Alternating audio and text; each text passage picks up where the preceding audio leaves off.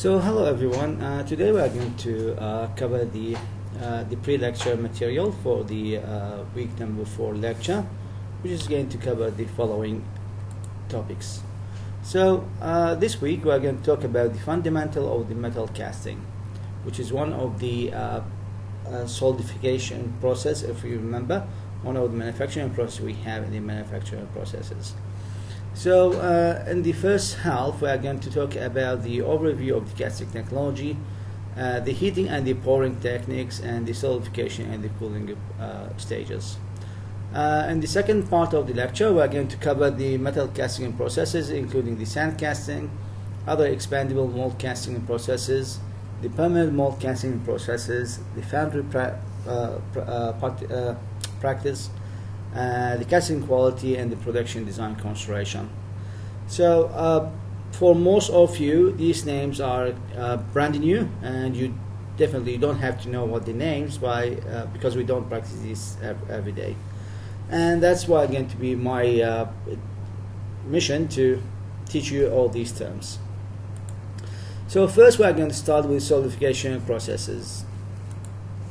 So the starting work material is going to be either liquid or is going to be a highly plastic condition, which is semi-liquid, and a part is going to be created through the solidification of the material.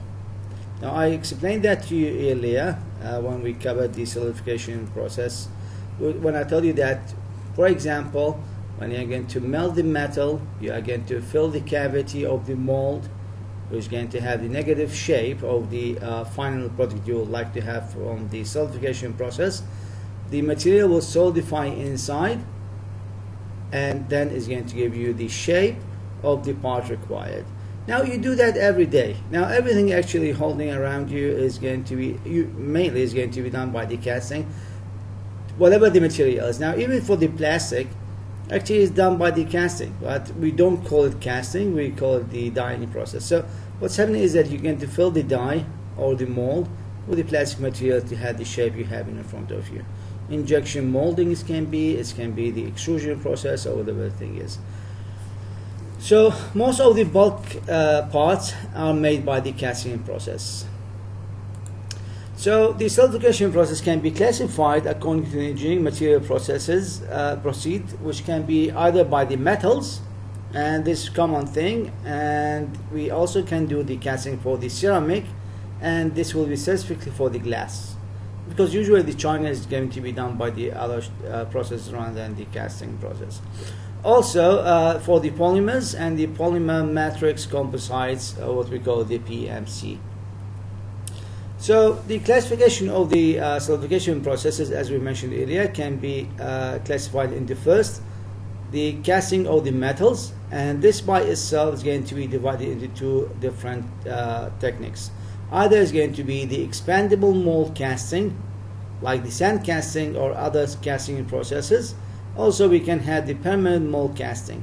Now from the name expandable, that means we are going to destroy the mold to take the casted part, and in the permanent mold, that means we are going to use the same mold permanently. Well, actually it's not going to be permanently, because the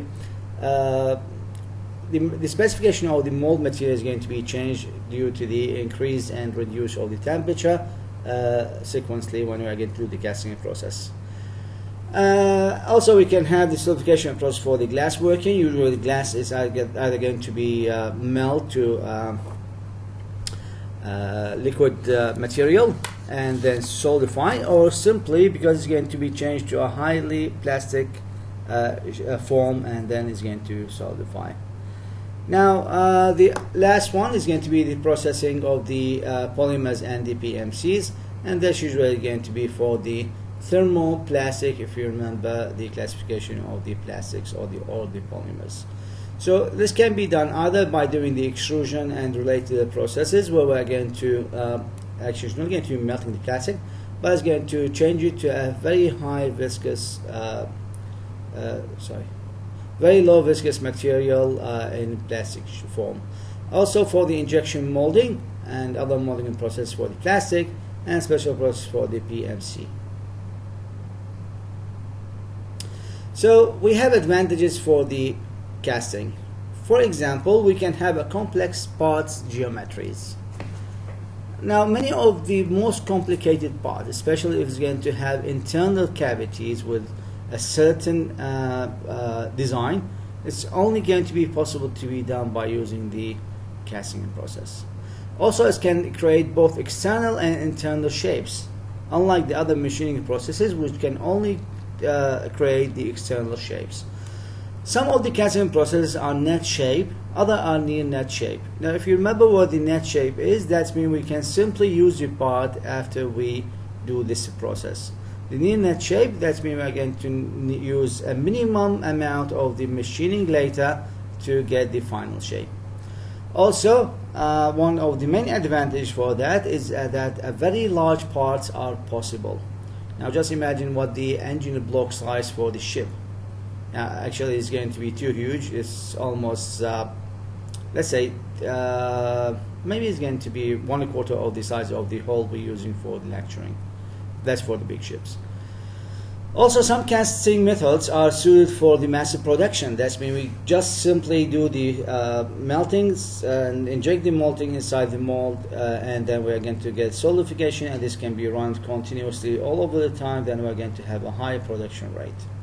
But that's just the bright side. We still have a dark side, this disadvantage of the casting.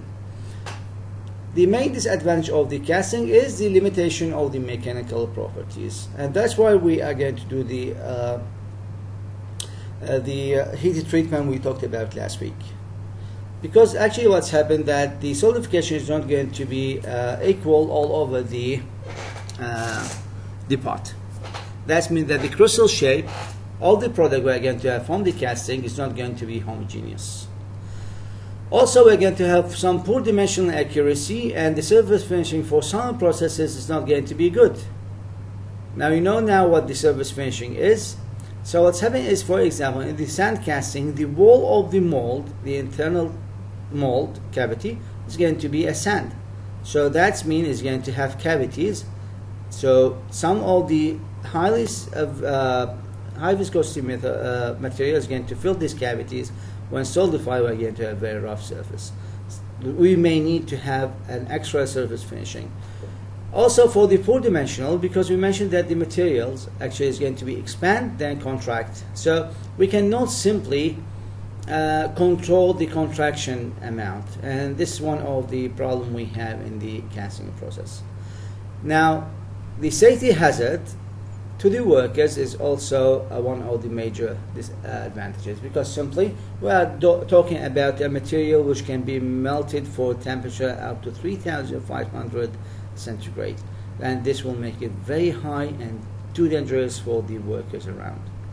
And of course we are going to have the environmental problem, because we are going to use some high energy transferred into a heat energy to melt the material, and actually this energy is going to affect the environment. The big parts, as we mentioned earlier, an engine block and heads for the automotive vehicles is an example.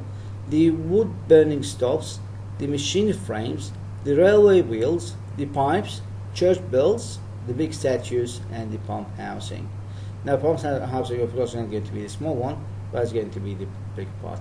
Also, as I mentioned earlier, for the engine block, we're talking about the engine block for the ship, and we can simply search the internet to just have an idea about what the size of these blocks. The small parts can be done by the casting are the dental crowns, the jewelry, small statues, and the frying pans. Now, this is the end of part 1, and I'm going to post another video for part 2.